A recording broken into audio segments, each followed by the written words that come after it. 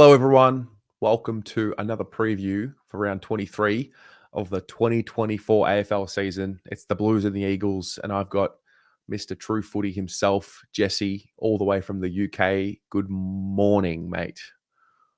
Thank you very much, Terry. Good to be here. It's an interesting time for our two teams to intersect. I don't think anyone would have looked at this game with much intrigue 4 weeks ago, maybe even 3 weeks ago, 2 weeks ago. But excuse me, now it might be one of those, maybe it's disrespectful to say car crash games, but I just mean there's so much intrigue and there's genuine implications on the finals race for your boys here that I think this might get a few neutrals tuning in this week. What do you reckon? Mate, I can believe footy is unpredictable. Narratives shift rapidly. This was just a generic game a month ago, really.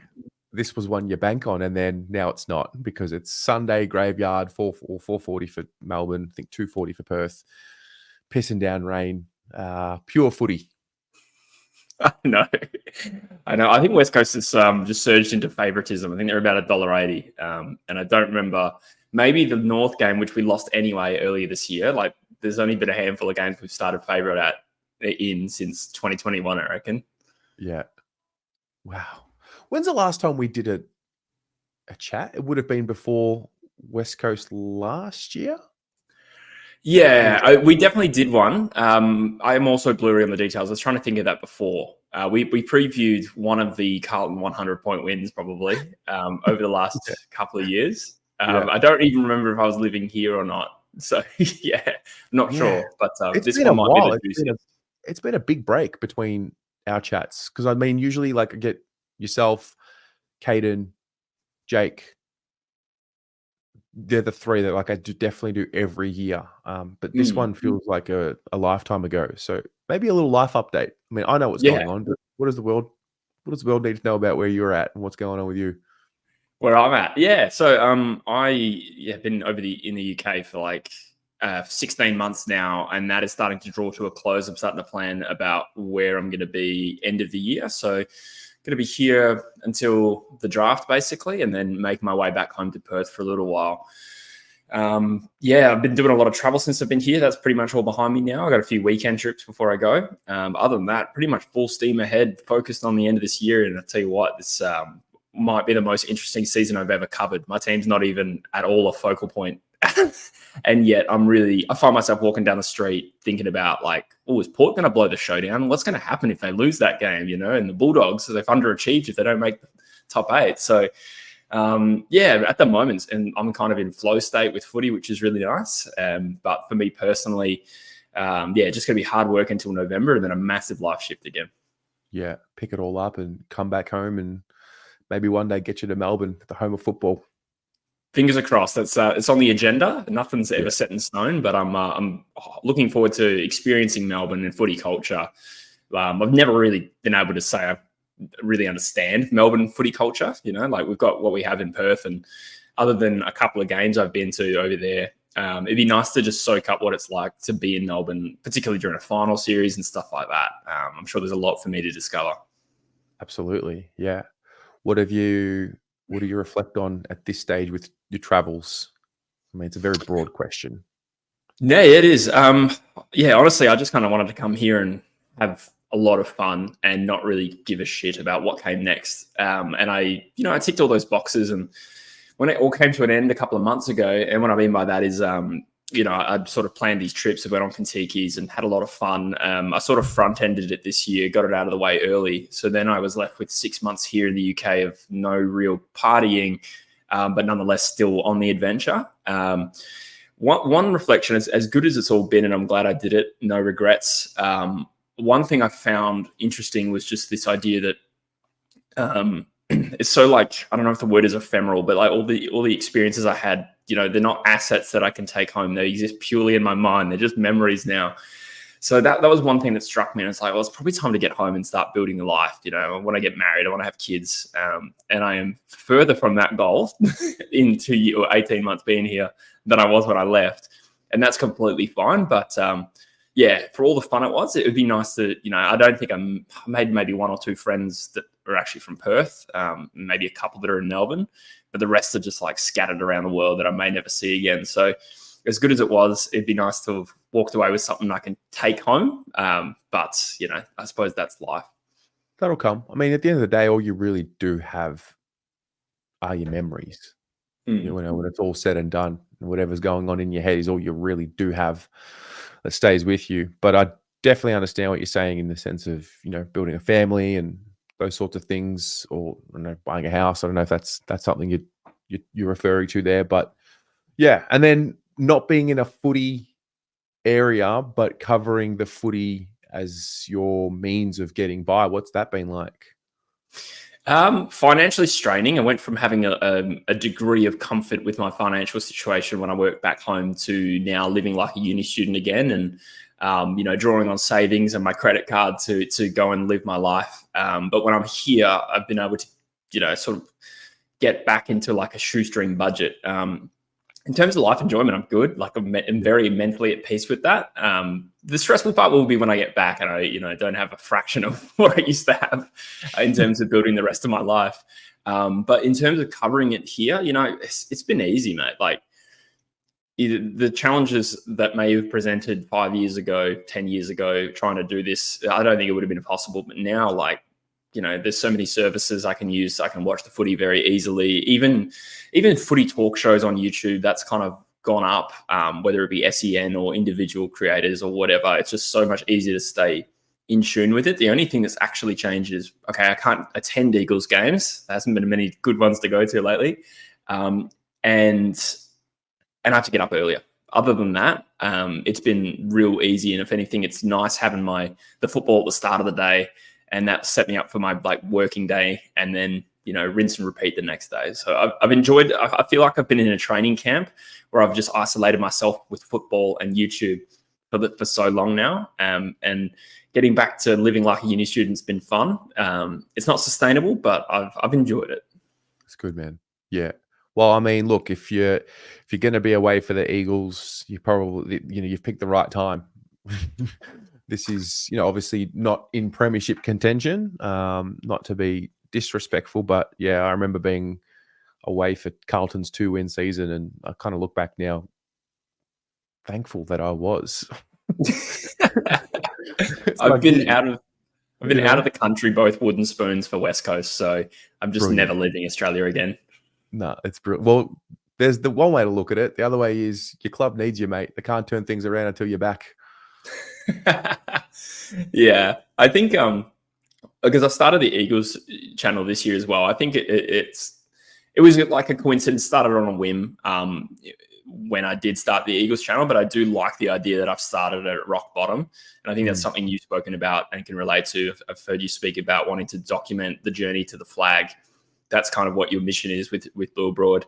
I haven't probably put that into the same words in my head with True Eagle, but I do kind of like that I started it when we were a borderline joke at the comp, rather than if we were like third or fourth and then won a flag in our second season.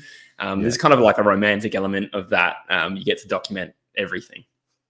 Yeah, no, that's the hope anyway. Whether it's a documentation of Carlton eventually winning the flag or a documentation of the evidence that a football club can induce mental illness onto its supporter base, I don't know now, but everything's up in the air. Oh, that's true. It's interesting comparing our different like fan groups. I think West Coast still, whether you call it delusional, privilege, or both, like West Coast fans, I think still always believe in the best possibility and that, good times are right around the corner. I don't think we've been mentally broken yet. But this is our longest period ever outside of finals in our 30, 40-year history. Is that right? So we'll see how long it goes. Yeah, we've never done more than 3 seasons. This is our 4th. So we'll see how long we can go. But I'm an optimist and I believe in the best. So we'll see what happens. So let's talk about the Eagles. I mean, Simo's obviously left. Bit the bullet. It's happened. What's the story of the Eagles high level from your point of view? Yeah, so I at the start of the year I did tip us to avoid the spoon, and thankfully we're on track for that. 10 weeks in, we were 3-7, just dispatched of Melbourne. Harley Reid kicks goal of the year. Jake Waterman's one of the best players of the competition on form. Things are looking great. Oh, the Derby. One of the most hilarious Western derbies you'll ever see. Right after that, we shit the bed, go on I think we lost 9 in a row. I'm not sure exactly on the details. And the way we lost was quite alarming. So against the backdrop of 2 years where we barely had any players, this year we've had a pretty good injury list, like at least AFL average, maybe slightly better. And I think the results probably didn't improve quick enough. But not only that, it was more just that we dropped off after round 10 and were uncompetitive. And I think my personal take on Simo more or less reflected what was the Eagles board's opinion. So for me, it really dipped after the Derby last year when we lost by 100 points. That was when West Coast reportedly nearly sacked him. They ended up sticking fat with him. And then things were all good for 10 weeks. And then it was after the Hawthorn loss this year. And you look back on it, and Hawthorn's, as you would know, has dealt out a few beltings to teams. There was obviously our two clubs and Adelaide. And Adelaide are going all right? They just smashed the Bulldogs. So in isolation, maybe that game's not that bad in hindsight. But I think we just returned to this listlessness that we had become accustomed to, but we had no injury excuse. So Simo eventually paid the price. And I think the timing was right in terms of, even if he could have gotten us back and, was the right man, the vibe and we just needed a circuit breaker, I think. And that's come in the form of Jared Schofield, who may or may not get the permanent job. But 4 out of 5 games, we've got to give the Eagles a big tick. Played well in the Derby. We were up by 3 goals. Played well against Brisbane, lost by 2 goals. And then 2 wins outside of a loss against Kilda, which was terrible. But things are on the up. And going into this game, the players, have a bit of momentum, bit of belief. And that's something we probably haven't had for a little while now. Yeah. Where do you sit in the coaching search? You down for the interim? Are you down for something on outside? So, I don't know if it's well known over there, but in WA, if you're consuming media, it's been talked about a lot. But a lot of the top candidates are dropping out. So Ash Hansen's the most recent, Jamie Graham, Dean Cox. These guys were all former Eagles, 2 of them Premiership Eagles. Schofield's chances have gotten a lot better. I'm a little bit agnostic around it. It sounds like a cop-out, shitty answer, but the truth is I just don't consider myself a really good in a good position to assess these candidates. We're guessing on vibe, how they interview and their values and stuff and how they align with the club is the paramount or, the most important aspect. And, we'll never be privy to that. But on Schofield, I have always liked him. And I kind of always thought, he'd be a great successor to Simo one day. Probably just didn't see it happening in the way that it has. And while there's a lot of talk around caretakers and how they don't really work out, it's Teague. Carlton was one example. There's Reece Shaw and somebody else that's escaping me right now, Brett Ratton. I think it's a small enough sample size that I don't want us to discriminate against Schofield purely because he's in the seat right now. That's not really his fault. And at the end of the day, we have improved a little bit. So he'll go through the interview process like anyone else. And I'm quietly hoping he gets the gig. And that was probably my stance before he even took over. So we'll see what happens. Brett Montgomery might be another serious candidate. He's at GWS. I'm trying not to get my hopes up either way. It's like the draft. If you pick a favorite, you're just going to be disappointed and you might not even be right. So who cares? Yeah. Well, I mean, it is a benefit to be a club like West Coast. I mean, massive club, one of the best, if not the best resourced club in the league, which I think gets missed a bit in translation in Melbourne because we're so focused on these big 4 clubs. But West Coast is one of, if not the biggest club in the league. Yes, I think I don't really know how to quantify clubs. I traditionally just go by members. I think we still had 100,000 members either this year or last year, which puts us, I think probably on average the biggest. And I think we're the biggest by profit margin as well is another way to do it. So they are well resourced, and I think that held us really in good stead. When we replaced John Worsfold at the end of 2013, things hadn't crashed out so hard. So replacing our coach right at this down period, this down point, might working against us. I mean, the fact that Dean Cox and Ash Hansen didn't want to come back and coach their former club. So Hansen is a genuine Victorian, so I don't know what his reasons are. And Cox had a pretty good explanation, but Jamie Graham not wanting to move sideways from Fremantle. I don't know. We're all speculating here, but it seems like there's not a lot of. They might see it as a poison chalice. I don't quite agree with that. But like I said, I'm kind of hoping that, the right man that is there all along in Jared Schofield, and he'll Bradbury his way, because I got faith, but again, not qualified. Love that. Yeah. No, I don't have very good memories with caretakers. I was all about the Teague train when it happened. I think also because we were just so thirsty for wins and so thirsty for something that resembled positivity and development and forward movement. And that obviously ended up becoming a car crash sooner rather than later. I'm way too emotionally invested in Carlton for obvious reasons. Can you tell me what has happened and what's going on with my club from your point of view? It's a good question. I don't know for sure. I mean, injuries have been bubbling away all year, right? I mean, they've hit critical mass right now. But would you say they've been a fairly big factor this year? We had a patch early in the year, like gather round-ish part of the year, where Saad McGovern and a couple of others got hurt, and we managed to get through that okay. Then we got healthy, and then that's when the beginning of this latest 6-game stretch has really come from. And now it looks worse because, we've lost 6 last week and a couple more the week before in Chera and Cottrell. So I don't know. I'm not ready to put it on the injuries just yet, because I thought we got out of that early in the season. And then once we got healthy, we just couldn't win games. So I don't know. If I had to throw a bit of a theory out there that is reminiscent of my club, we've been battling injuries for the last few, and there has been a very curious relationship between when our players come back and a drop in form. So there's got to be something there. And I wonder if it's just a collective of 4, 5, 6 players that are just 80%, right? Because when having played football and you don't believe in your fitness, right, you stop running. I don't go for gut busting runs up the wing. I can probably pull one off, but then I'm screwed for the quarter.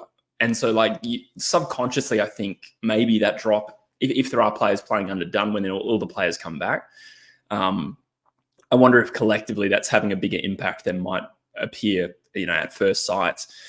And then there's form as well. I think back to West Coast's, I want to say against both games against Sydney in the last 2 years. One of them was a Friday night at Optus. They scored 50 points before we scored a single behind. And we had Shuey, Yo, Kelly. I don't know about Nat Nui that game, probably not. But, there was no excuse. Same thing with the Sydney lost last year. We also, if you look at the 22, it was probably one of the strongest 22s we played that year. And also against Hawthorn this year, I think that was the second game after the bye. I'm a little blurry on specifics, but I know we had a strong team in. I think Harley had missed 3 weeks in a row, which, he's become one of our most important players. Long story short, there's a big correlation between all the players coming back. It could be team dynamics when you have too many, in our case, Shuey, Yo, Kelly, they're all offensive mids. Is there enough balance in that midfield? Maybe there's some technical things we're not getting right, but it could also be fitness. So that was a really long tangent based on what you said, but I've definitely noticed that happens to my club. Good players come back, we get slaughtered.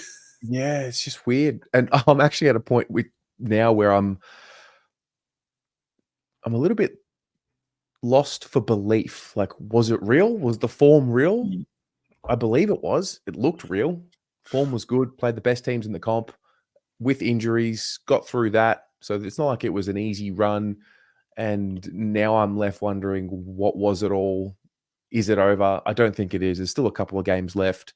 I don't think this game is a game that we can't win. But it's just crazy how much I allowed myself to believe, because I'd never seen them reach the highs that they did early in the season. And now I'm left wondering, was it all just yet another chapter in the story of disappointment and misery? It's really bizarre what the last fortnight's done for my support. I think as supporters, we tend to fall back on our biases based on our previous experiences. So what's happening with you is obviously you're falling back on the history. And as a side note, you see that with Essendon fans and the media generally. They falter at the end of the season in a way that hasn't actually been as horrendous as last year, at least. And yet the conversation immediately goes to 20 years of disappointment. West Coast fans, I think, for the most part, maybe not right now, but historically, I think when things go bad, we revert back to a belief of, okay, we'll be better next year. because not to sound like douchey, but like obviously there's a backdrop of success there. So that's understandable why as a fan you're thinking, was it all real? When I look at Carlton, I see one of the most talented lists in the competition, with an outstanding spine and a good young midfield. It's just about tweaking it. So can I say with certainty that they're going to be a premiership contender going forward? I can't say that with certainty, but I think things have just fallen away this year. My read on Carlton is that they'll definitely be playing finals next year if they somehow miss this year. Yep. Well, what about Sunday? What time is it for you at 4:40? It's like early morning, right? 7:40. 7:40 a.m. That's right, yeah. Can you run me through a game day in the early morning in the UK for you, for the Eagles? Absolutely. So home games tend to be 7:40-ish, like this time slot. Night games, which we don't get a lot of these days, tend to be about 10:30 a.m., which is beautiful. It gets me time to actually eat and wake up at a normal time. A lot of away Sunday games we do get, that'll be a 4:00 start. So if it's 7 or later, I get time to walk into town, grab my morning coffee as I did before our chat today. Favorite part of the day. So that's pretty much it, mate. Like I'll get up for the game. I'll have my coffee, I'll watch, I'll stream. I've been streaming pretty much every Eagles game lately. As soon as that's done, I take 5 minutes to decompress. And when I say 5 minutes, sometimes that's a nap for 3 hours. And then like I roll straight into an Eagles review. And I do a show called The Football Come Down, which is on Mondays. So I film that Sunday, which just basically means Eagles who play Sunday every week. That's my busiest day of the week. It's actually quite hard. And when we start at 4 a.m., that becomes a very long and arduous day. But that's game day for me. It tends to be like the busiest day of the week. And I look for days where, we play on a Friday night against the Gold Coast Suns. That breaks up my routine so nicely. But now we've reverted back to the Sunday scaries. Yeah. And so True Footy, it's come a long way. I mean, we've all come a long way. You've got the Eagles version of True Footy. So what do you make of where we are right now in the point in history in footy YouTube? Like, what have you noticed since we last spoke? Good question. What have I noticed? A few more fan channels have popped up. I mean, I don't know if they've been there for a while, actually, as some of them are. I think we're still not at the point where every team's got one that's like well-known or ubiquitous, right? Not as established as what I think we thought it might be at this point, personally. Yeah, that's a good way of phrasing it. I don't want to sound rude because there might be like a GWS fan channel that I just haven't discovered yet or something like that. I've definitely seen a Gold Coast Suns one. So they do exist, but probably not to the same extent where they're at the level of, either making this a part-time gig or source of finance or whatever, or taking it seriously. I don't know what the label is I want to put on that, but it's interesting that those who are doing it are going really hard at it. I'll tell you what, there's another good channel, Absolutely Essendon. They popped up, I think, last year or started this year. I think that one's one that stands out to me because it's a slightly different generation. Some guys that are probably not quite old enough to be my dad. I don't want to guess how old they are. But you're seeing like a different perspective on like footy analysis and lots of new people like Pies Footy, who I know you know.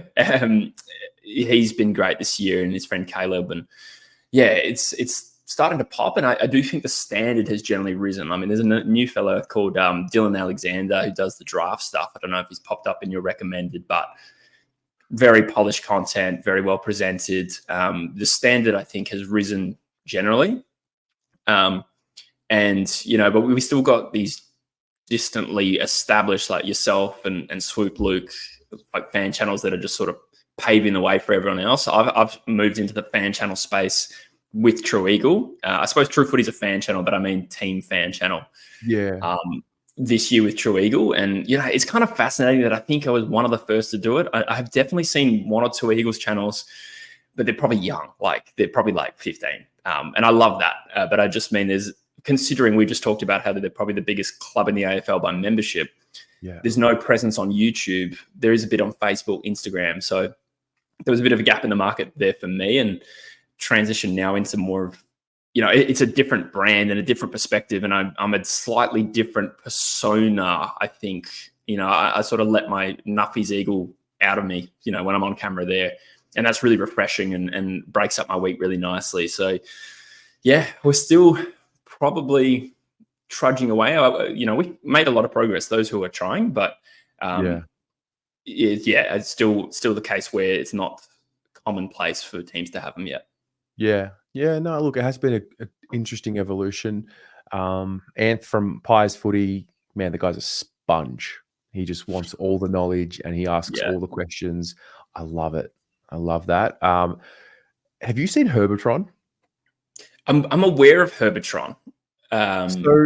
Man, it's like a recent, when you find a channel and it doesn't hit you straight away, and then eventually, like, you find yourself going down the rabbit hole. So Herbertron made a video Carlton related when we lost to them last year, which was the pit of all pits. And I remembered just laughing at it and thinking, fuck, man, these it hurt to watch. And I didn't really go down the rabbit hole of Herbertron. And somewhere in the last couple of weeks I have. Oh my God, genuine cinematic genius. I was going to say it's like Faceless, right? Is it a Bombers fan? Bombers fan. There's no analysis. It's not sitting there talking with fans. It's like cinematic brilliance with movie references and music references, but it's all tied in perfectly. And I've just found myself going down the rabbit hole lately. I love what I see. It's a smart channel or brand. I think isn't there guys like Egg Footy and for the life of me, I'm forgetting this other bloke that has been around for ages. He's a Brisbane Lions fan, but they all kind of do these kind of weekly reviews that are comedic and, as you say, cinematic and can appeal to a much broader audience that perhaps don't take football as seriously as you or I, Terry. So I think it's really smart, and I love that kind of stuff. Even if I kind of try and keep my football content consuming pretty serious because it's like an investment to make my channel better, if that makes sense. But I do love stuff like that every time I happen to find a video like that. Yeah, totally. So yeah, it's been interesting. I think the first time you and I spoke on camera was either 2019 or 2020, somewhere around there. So we're getting to 5 years at that point. I still remember really clearly you, Caden, I think Cookson as well was doing a bit of content. The pair was pretty prominent. The pair, I think the pair came a bit after you guys. Or maybe I just found him later. Yeah, maybe you found him later. I think he was around that period. At least that's my memory. Yeah. I mean, it's cool to be talking in that way where the memory just gets a little bit blurred and it's all just meshed into this current day. But I don't know. We just keep fighting the good fight, for the fan channels and for the platforms. I've certainly fluctuated over the last couple of years in terms of my motivation and whether it was all worth it. You haven't certainly given that impression. No, I mean, I've given everything, everything. I'm sure you truly understand what I mean when I say that. I think I've learned this year being, the first year and going into it full time. I mean, last year timing was perfect.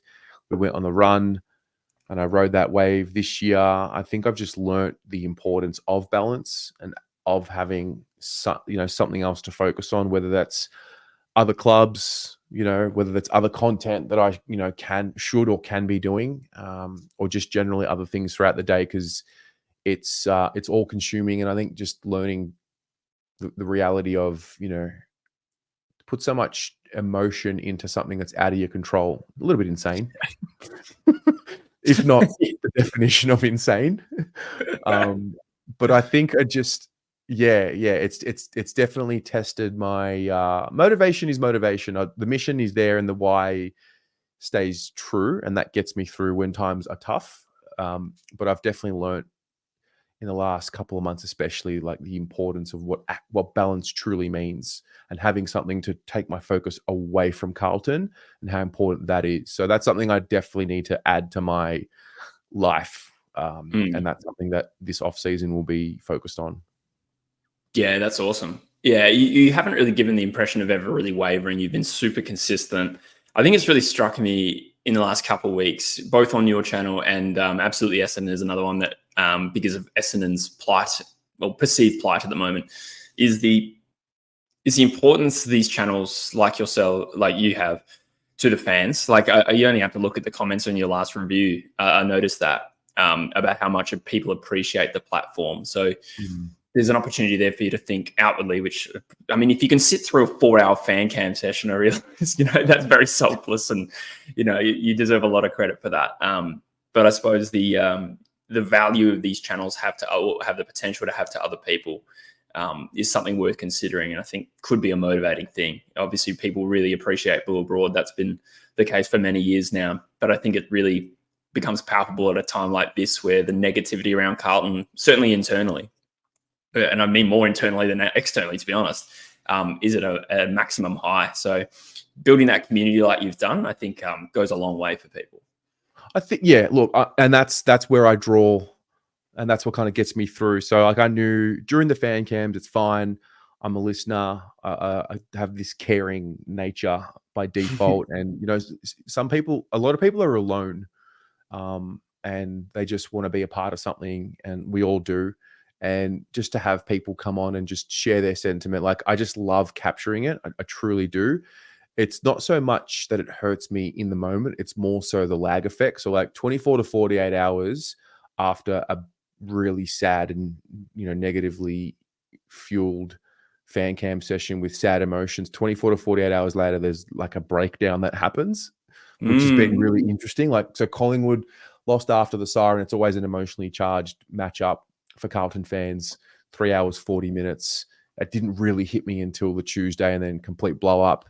And then 4 hours after Hawthorn, I was fine on Sunday, and then got to Tuesday and just a complete meltdown. So It's been good to challenge what's possible for myself.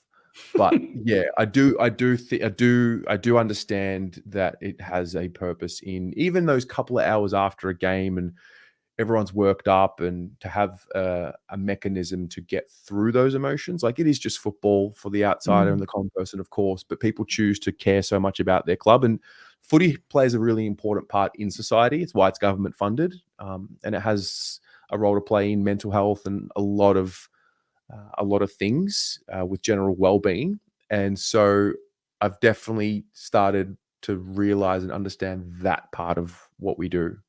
Do you think that delayed onset depression, the DOD, do you think that comes from because like immediately after the game, you're thinking, I've got a job to do here, fan cams, listen to others. Do you think it's because you don't have time to reflect, potentially on the result? Probably also the cumulative effect of the echo chamber that is fan cams, right? So after a bad loss, the cumulative effect of that. Do you think that's what it is?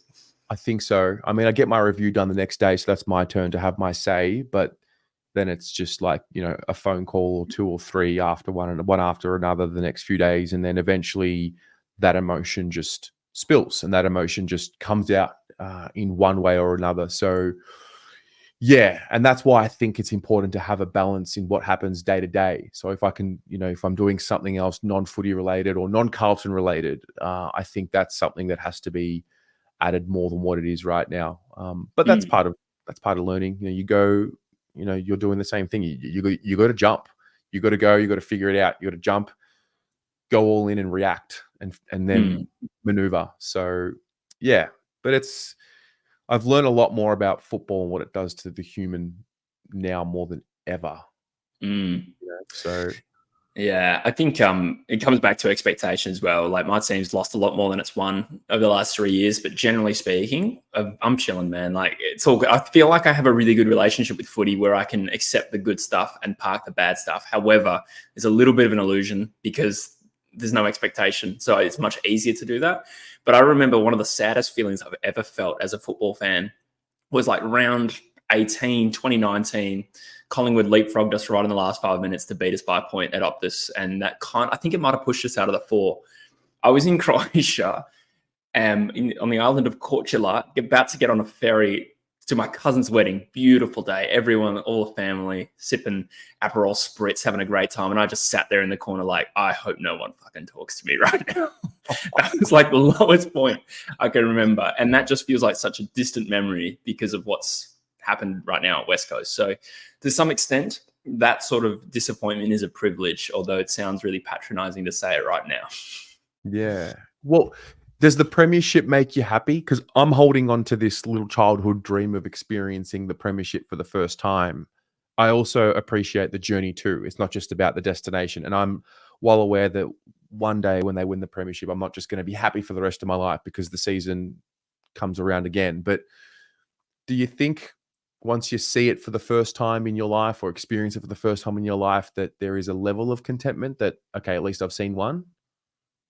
Yeah. So not to play that card, but I've seen two. I was at 06 and 18. However, it was important. I think 06 didn't mean that much because I was so young, and then I witnessed the rebuild, and I think that was what, I was so invested in the team that won in 18. Right. So yeah, there is the premiership, I think, absolutely made me deal with this falling apart of West Coast much better, because I was like, okay, these are the ebbs and flows. These are the natural cycles of football. Okay, it's happened, a little bit more extremely than I'd like, but this was coming and it's just going to happen quicker and we'll be back. And that is all said with the knowledge that we won in 18. And I think if we'd missed out, I don't know if I'd be dealing it with that well. 2017 was the year I became most disillusioned with West Coast.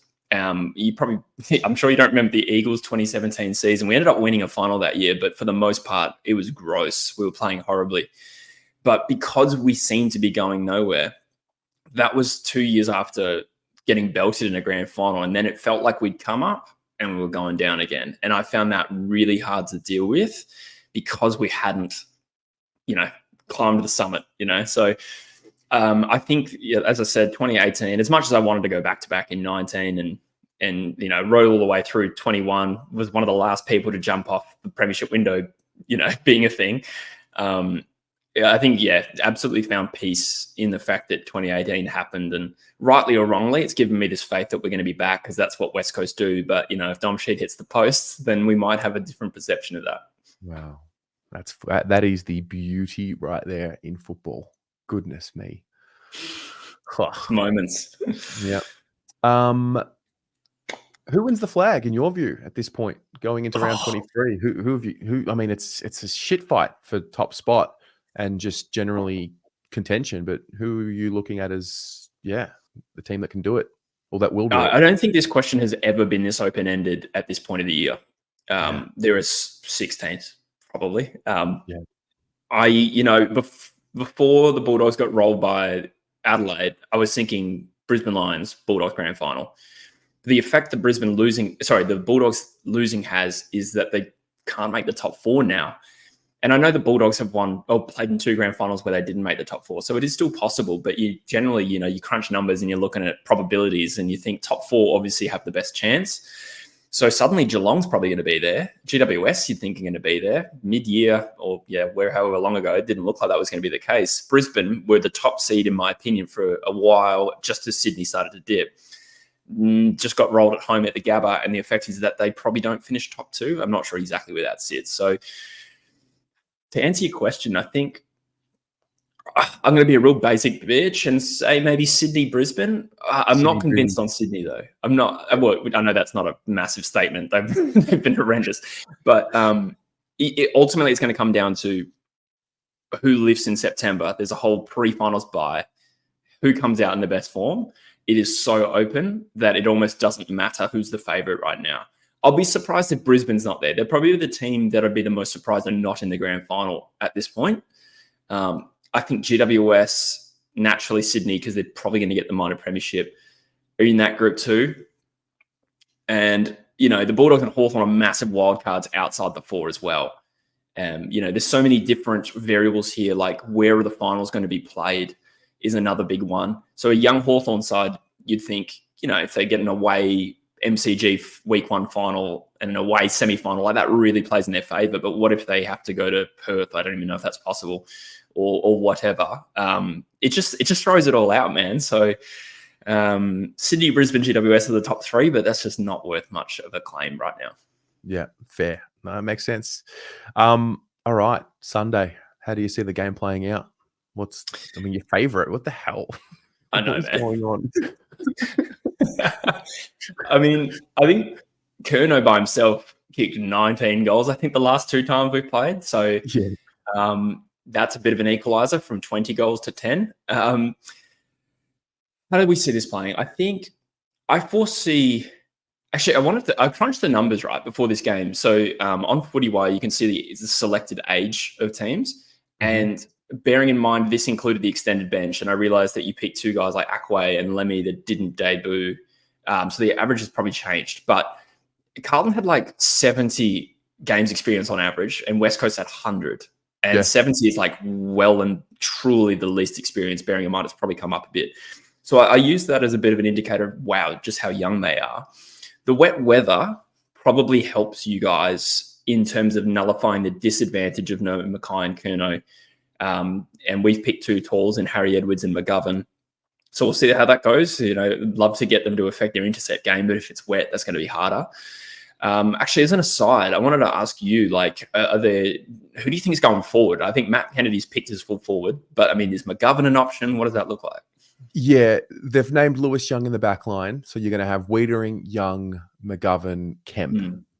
I can't see a reality where one or more of them aren't rotating forward throughout the game. The idea of Kennedy full forward and Elijah half forward for the entirety of the game, I'd be stunned if that were the case. But I do see one of those big boys in defense at all times. Maybe they're rotating, but someone's got to be forward, or it might just be Cripps resting forward at times. So, yeah, I think we'll have one of those guys, rotating forward. But, yeah, because of the rain, it's just old school football, get that thing moving forward, territory game, tackle, contest and pressure, which we hear a lot at Carlton as supporters from the club. And so I do see it as a little bit of a shit fight, which I'm glad about, because that's probably where you genuinely just get back to basics. It's like the most purest game of football that you can play in the wet. So that does give me a bit of excitement. And then these young kids are hopefully, you just simplify the game, plan for them. And there's a few guys who are playing their first game. I mean, Binns is the other one who's played as a sub. So I do think this is his first game, but you could argue that they should have had a chance earlier in the year, especially Binns. So I like the preparation that they've all had going into this game. So I'm a lot more excited about it than what I was 48 hours ago. That's good. I do think the weather does play in your favour, because we are a horrendous wet weather team. We also, really? Historically, just awful. I mean, that's told from an Eagles fan who gets emotional about it. So I don't know if that's 100% data driven, but I just don't think we handle it well, because I presume it doesn't rain as much. I don't know what the stats say, but in wet weather games, I don't think we're as accustomed to it. We also tend to go tall. So we've picked 4 tall forwards once again, and that's generally worked this year. But I think we've only played in one wet weather game this year. I'm not too sure. So I think the wet weather helps you because it nullifies our talls advantage, certainly our tall forwards. And contest is something that we can do well. And pressure, in fact, has been our A game for the last 5 weeks. But we have been inconsistent, and that's really very much a Schofield-driven thing at the moment. So it's going to be nitty-gritty. We still need to find responses to Paddy Cripps, Sam Walsh in particular, and midfielders tend to tear us up on their day. So I see vulnerabilities. I'm just hoping the Eagles want it as much as Carlton do, or more. The thing that helps us, last home game of the year, Cripps' 250th, Gaff's farewell game. So and I think historically, home games for us, particularly when we're sending off vets, I think of the Adelaide game last year, we lost heavily, but we played well. So I'm thinking West Coast will at least bring a good energy to this game. That you'd be a fool for tipping West Coast to bring energy to any given game over the course of the year, but there's reason to in this one. So I think it could be a thriller. I really do. I certainly am not allowing myself to think West Coast should win by 5 goals. But, because of the disadvantages you have in this game, it has brought about some expectation that I think West Coast should win, and I'll be angry if they don't, but it's certainly not a foregone conclusion. Yeah, fair.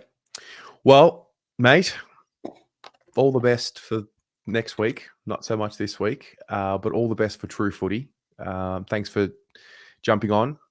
It's good to touch base, and we'll do it again soon. Absolutely. Thanks so much for having me on this great channel, mates. We will need that luck next week. We've got a GMHBA trip, and those, I think a few records could shatter regardless of form lines. So thanks very much, mate. You do a great job here, and best of luck in round 24. Thanks, mate.